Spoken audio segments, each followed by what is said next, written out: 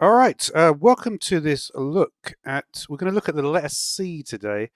This is actually a project that I've done for different steps, and like whenever I try to do a project, it's like I often get a really cool effect, and then I sort of want to save that in case I want to go back to that earlier stage and go in a different direction later on. And that's typically how I actually work. So what have I got here? Well, let's look at what I. This is one of my earlier iterations that I did.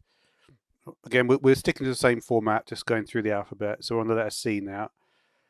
And this is kind of an interesting thing. You can see like a bunch of different stuff is happening, right?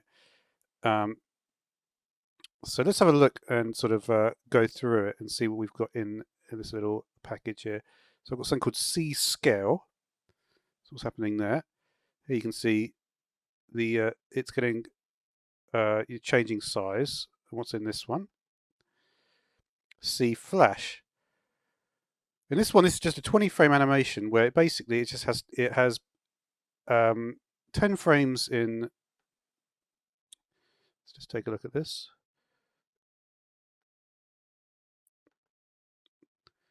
If we take a look down here, we can see we've got 10 frames of basically, we've got a knockout gradient in this one. And then the same thing here. But this one is not knockout. Right, so that one's not knockout. It's exactly the same and everything else, right? So that's why you get that. And that's sort of like a way to sort of package the things together. So if we take a look at our library, this is how I like to do it, right? So you have like, you basically end up with like, you can use the use count thing and you can sort of stack them all up. So that was something that I thought of. And then here, you see, just have one frame. Often on the top of your timeline, you really just want to have one frame and everything should be nested within it, right? So yeah, so again, we basically use different nested layers for the scaling and the changes of the color. So there is that. All right, let's move on to the next one. All right, so next one, let's see what we did this time. This one, oh yeah, this was actually quite a lot further forward. I decided to save it quite early on. So this was another approach. I kind of went in a different direction, and yeah, it's not really about the animation because the shape tween is one thing, right? Um, so you can see we've got the scale here. So there's the scale. So it's the same sort of thing, and then in the scale, again we've got the flash. And what I did though is I realized that actually I'd probably prefer to do the shape tween right at the bottom of the stack.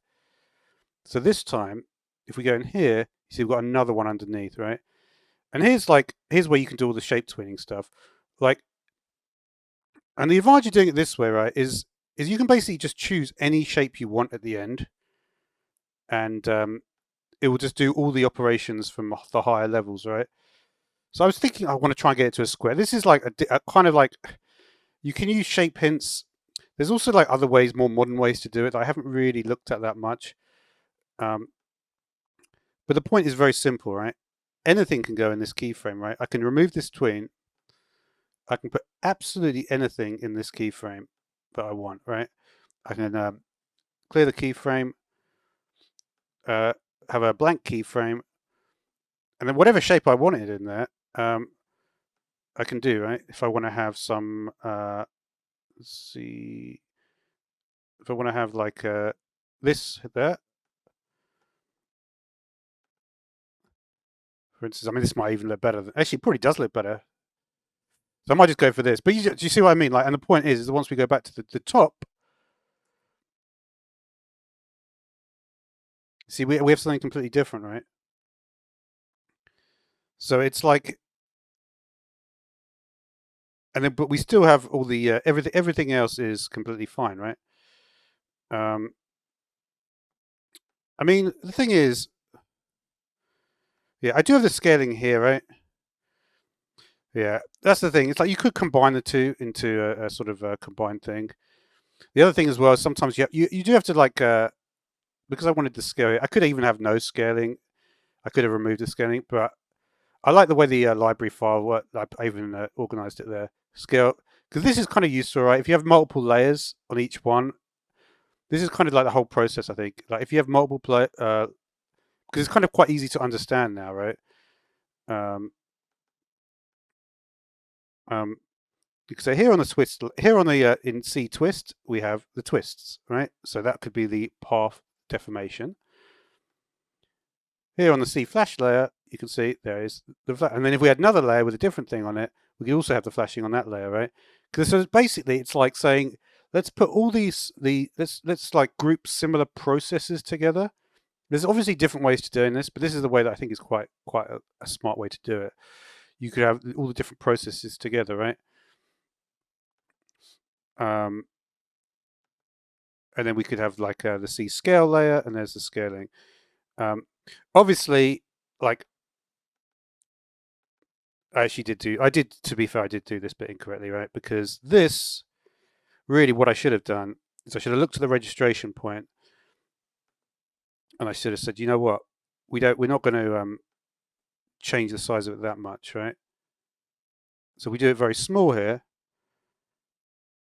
We could even actually move it right.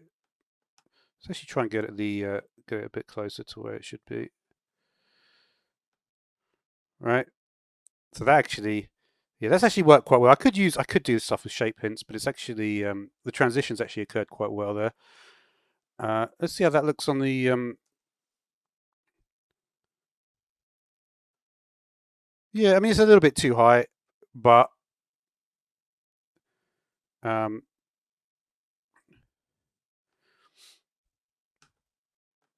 but yeah, then for instance we could go into the okay. Again, I could have removed the line as well, having no stroke. That might have helped in this project as well. But sometimes when you're working creatively, you don't think about those things. Um, it's not necessarily a bad thing though, the way it's overdoing it like that. Just thinking like, is it slightly to the? It's pretty. It's actually quite well centered in general, I would say. Yeah, yeah, I'm pretty happy with it. So yeah, so that is basically just a look at the process. Another thing as well to point out, which is kind of, I did make a video like about the width tool as well, right? And one of the things you can do, if we look at this, I didn't actually realize just how powerful the width tool is when you're using the paintbrush. I guess if you use Illustrator, you probably know this stuff. But like when you're using like the width tool on a line, it kind of is kind of underwhelming.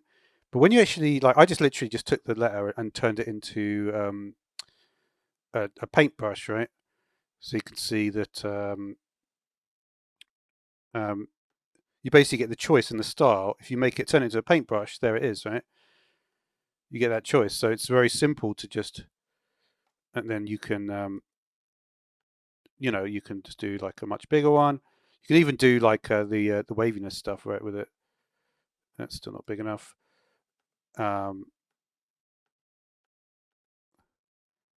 not do that one. But then the point is, right, is that you can actually use the width tool. So that will basically, this process will actually, you know, and there's certain points that you really can look at as kind of like an interesting. I mean, you can see that I've already sort of done some stuff with it, but there's like a lot more you can do with the width tool when you've actually got like an interesting pattern. It's like, yeah, okay, this pattern is not the most interesting, it's just the letter C, but you can see that we're going to get like some amazing patterns out of this, right? Um, and I really like this one actually. But anyway, how did I manage to? Oh yeah, I just literally just did. But yeah, so that is going to do anyway for the letter C, and we'll see what happens with the next one.